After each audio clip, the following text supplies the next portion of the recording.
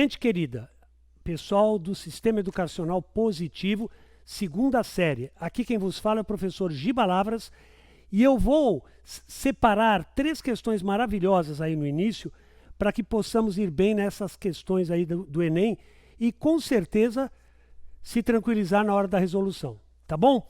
Eu vou fazer com vocês a primeira questão, que é uma questão clássica, né? De diluição, né? Diluição.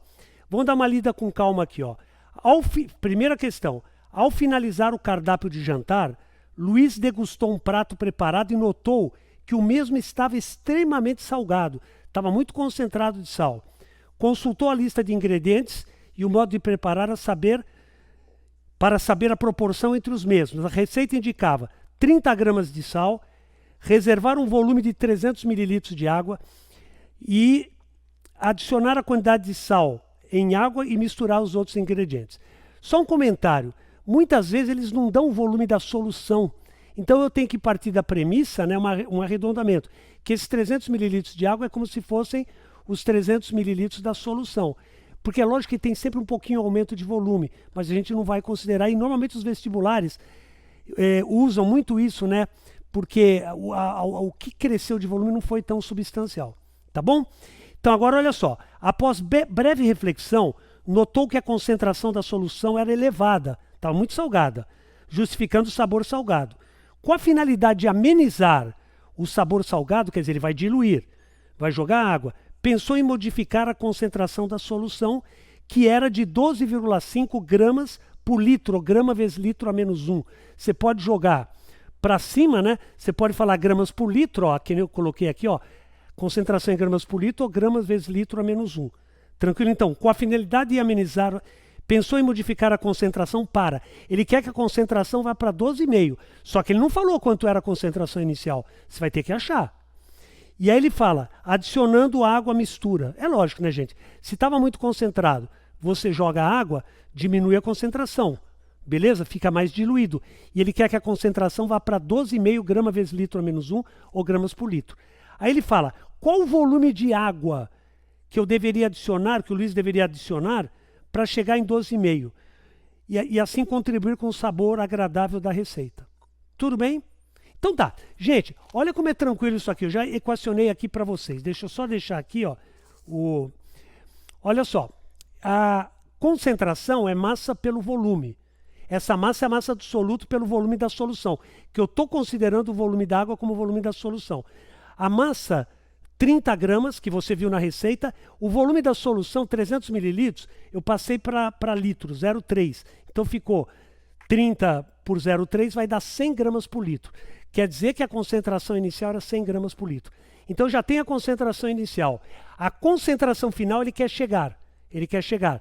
E aí eu vou precisar também do volume inicial. O volume inicial, estou imaginando que seja o volume da água, como se fosse o volume da solução. Então, 300 mililitros, aí, sabe que todo mundo me pergunta isso? Ô Giba, eu posso deixar aqui em mililitros, não preciso passar para litro? Não, você deixa em mililitros, você acha em mililitro. O volume não há problema algum, porque vai ficar aqui gramas por litro vezes mililitro, gramas por litro vezes mililitro. Está coerente a igualdade. Tudo bem?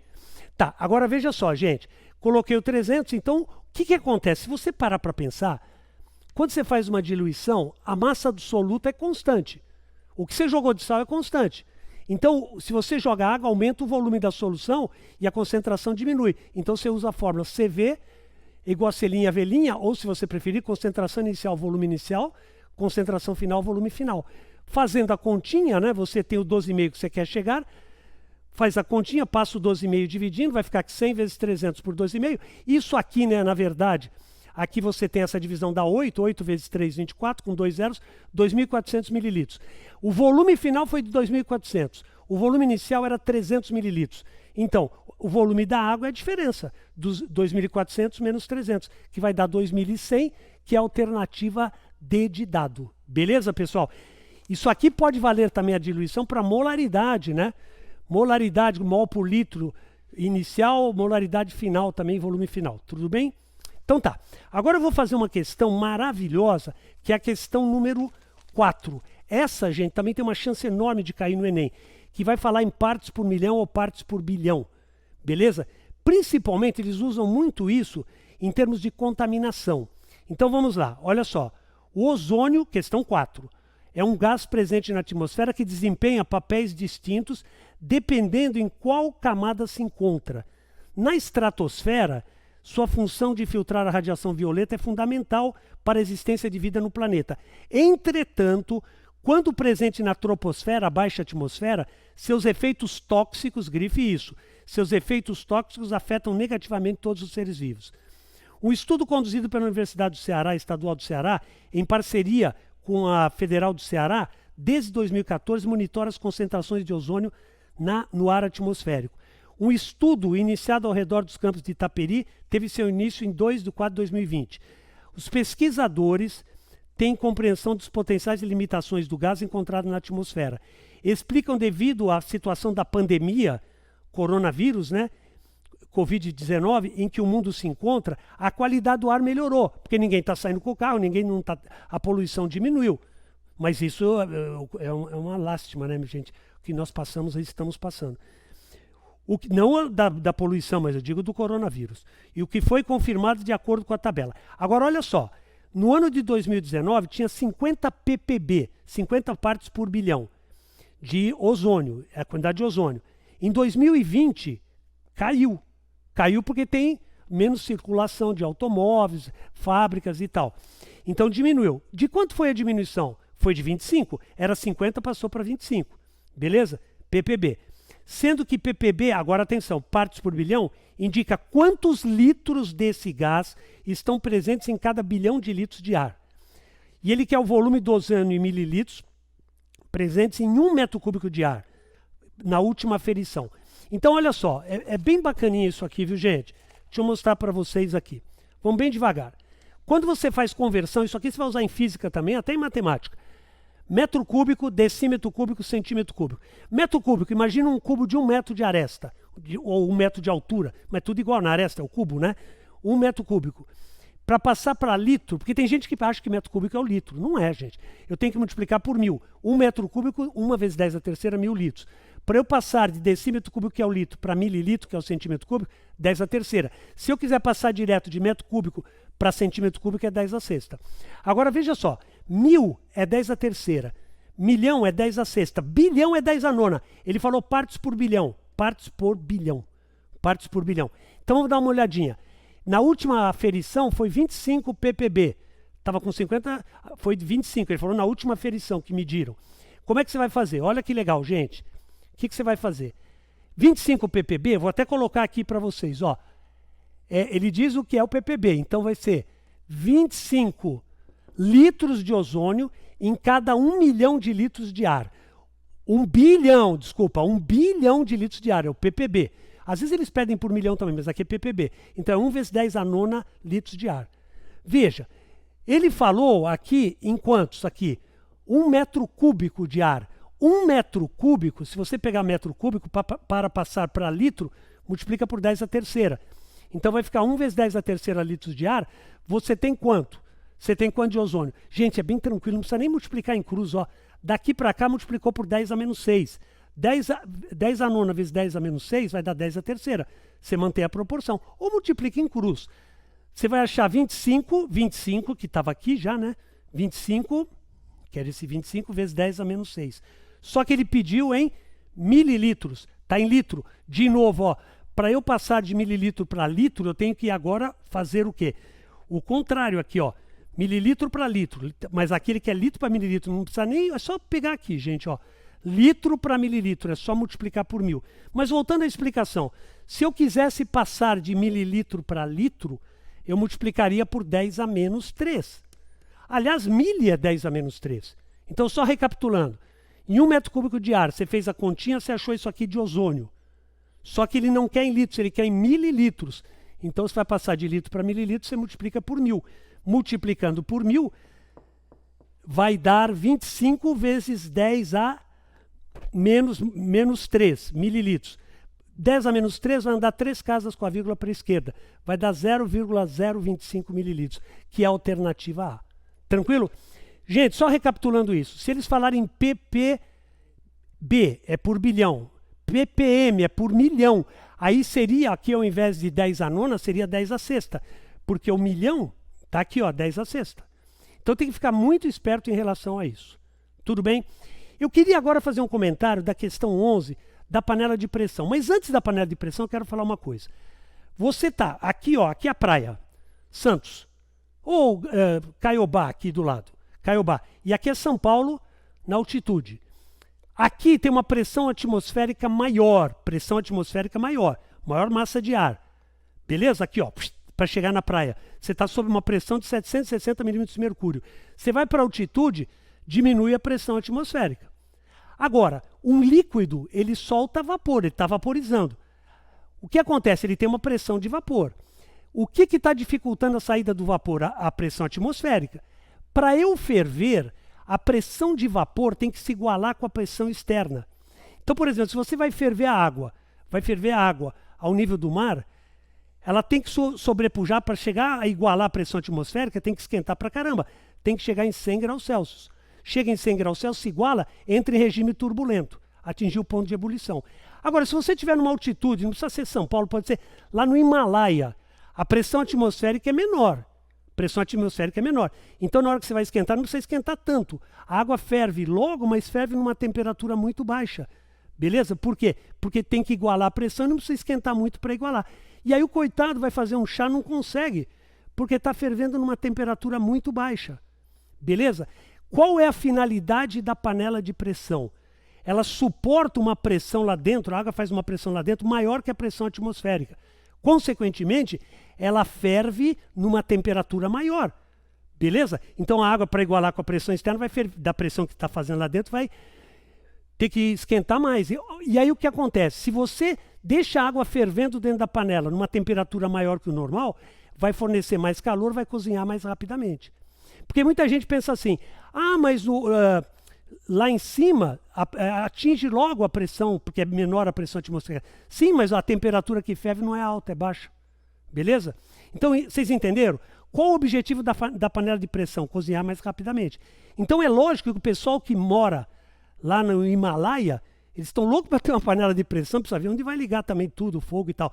Mas tem uma panela de pressão boa para poder cozinhar e comer o que eles têm dificuldade de fazer feijão, fazer chá e tal. Ao nível do mar já ferve uma temperatura mais alta. Vamos dar uma olhadinha? Eu vou pegar essa questão, ó, eu vou ler para vocês. Questão muito bonita, viu, gente? Olha só, é a questão que eu coloquei ali, número 11. Então, essa questão número 11 está falando assim, ó. A panela de pressão é um utensílio doméstico que propicia o cozimento dos alimentos mais rapidamente, ou mais rápido, né? A figura mostra a panela de pressão funcionando aí.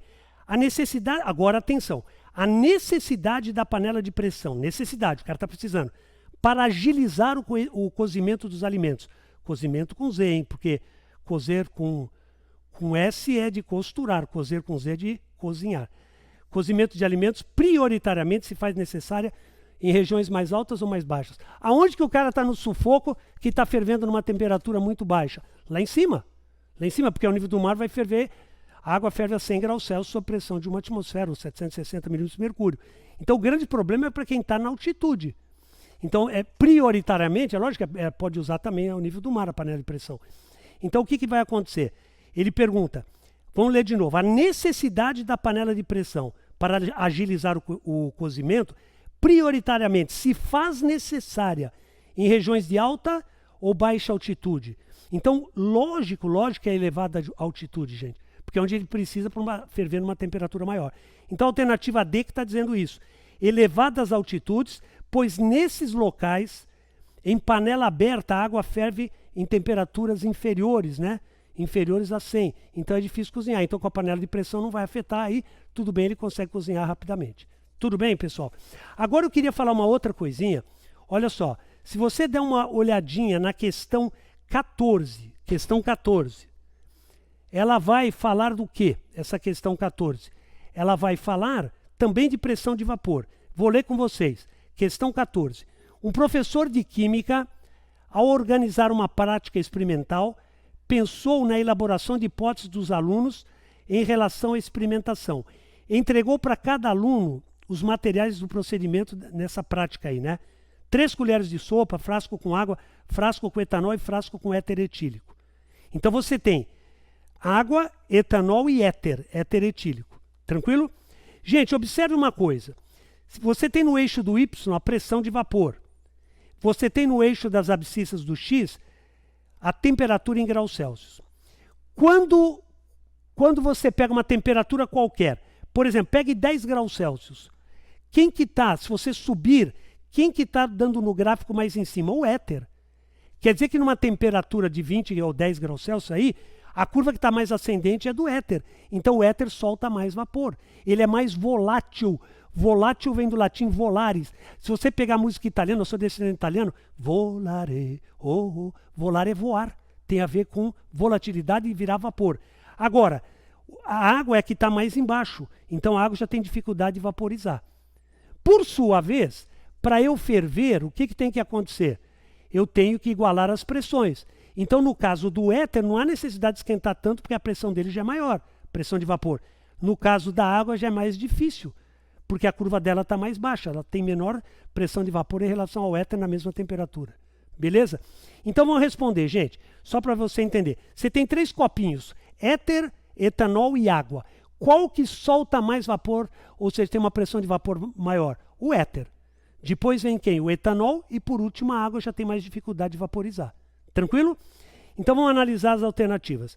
Com base no gráfico, em cada grupo, esses grupinhos que ele deu, do éter, etanol e água, a hipótese se aproxima dos fatos experimentais obtidos pelos alunos após finalizando o experimento. Vamos ver qual é a hipótese que se aproxima do que os alunos concluíram aí, analisando o gráfico, hein? Por grupo aí, ó, que ele falou do grupo. Então vamos lá. Para uma atmosfera, a pressão de vapor do etanol será maior, sendo o último a volatilizar. Gente, tá tudo esquisito aí. O etanol não é o maior, o que solta mais vapor é o éter. Beleza? Tem maior pressão de vapor, dá para ver no gráfico. E ele seria o primeiro a volatilizar, tá? O que volatiliza mais facilmente. Em 760 milímetros de mercúrio, a ordem de volatilização será água, etanol e, por último, éter. Muito pelo contrário. É o contrário. Quem volatiliza, a ordem para volatilizar para o estado de vapor é o éter, que tem mais facilidade. Alternativa C. A sequência de volatilização será sequência. Primeiro, éter, depois o etanol e, por último, a água. É verdade. Essa é a resposta certa. Então, e a última aqui, ó. A colher de sopa que apresenta a água será a primeira a volatilizar? Não. Primeira a volatilizar, que tem maior velocidade, e aí vai escapar mais facilmente, é o éter. Tranquilo? Então, essa questão 14, deixa eu só colocar aqui, ó. A questão 14, ela tem como resposta a alternativa C. Beleza, pessoal? Então, deixa eu falar uma coisa para vocês. Alguns conceitos importantíssimos que você tem que ter. Esse lance de pressão de vapor, lembrar que para ferver tem que igualar a pressão de vapor do líquido com a pressão atmosférica, entre em regime turbulento. E outra coisa também muito importante, você interpretar gráfico. Agora, uma coisa que eu acho também que você tem que se ligar é o seguinte, gente. Quando você for analisar um gráfico, antes de você olhar a curva diretamente, o que você tem que fazer? Você tem que olhar os eixos para ver o que ele está dizendo. Então tem que tomar muito cuidado com esses eixos, porque senão você pode se perder. E o português é muito importante. Agora eu queria falar uma outra coisa em termos de conta também. Muitas vezes, nós vamos fazer depois outros exercícios também, muitas vezes o número está imenso, com 3 casas depois da vírgula e tal. E às vezes não há tempo hábil de você realizar todos os cálculos. Mas aí você já pode ir olhando a alternativa. Tem que interpretar. Por exemplo, se o cara vai falar, você já percebeu que quando joga água uma concentração cai. Ele deu uma concentração inicial, se jogou água, você não vai botar um valor maior que aquele que ele deu. Diminuiu a concentração. Essas coisas são importantes, mas muito importantes na hora do Enem. Porque às vezes ele testa você. E outra coisa, quando eles pedem 3 cálculos ali para cada substância, se você já achou o primeiro e olhou as alternativas, todas estão discrepantes, e você confia, não há necessidade de você fazer todos os cálculos. Tem que ser esperto nisso, gente, para ganhar tempo. Por quê? Porque o erro de português, ele aparece sempre na hora que o cara vai montar a questão, não que ele errou no conceito. Ele deixou de propósito, ele trocou uma palavrinha. Então você tem que estar atento a isso. Tranquilo? Lembrando algumas particularidades, nós estamos falando aí de evaporação, de pressão de vapor, né? Ponto de ebulição, ponto de fusão. Quando você tem o ponto de fusão e o ponto de ebulição da substância, Se na temperatura ambiente estiver entre os dois, a substância está líquida. Se tiver menor que o ponto de fusão sólida, se tiver maior, está no estado de vapor. Tranquilo? E se tiver exatamente no ponto, está líquido vapor ou sólido líquido, que é onde fica a reta que a temperatura se mantém constante. Tudo bem, pessoal? Um grande abraço no coração de todos vocês e uma excelente prova do Enem. Tá bom, pessoal? Abraço do professor Giba Lavras. Tchau.